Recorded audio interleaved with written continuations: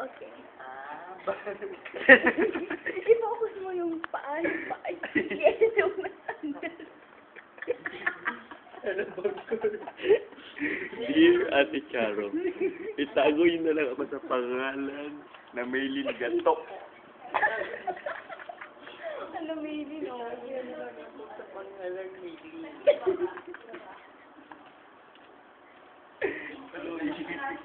Basta. Basta. Hello, Bangkar. Ito, ganyan magalaw ko. Ano, pingamin magpatulog kayo. Kahit alas 10 pa lang.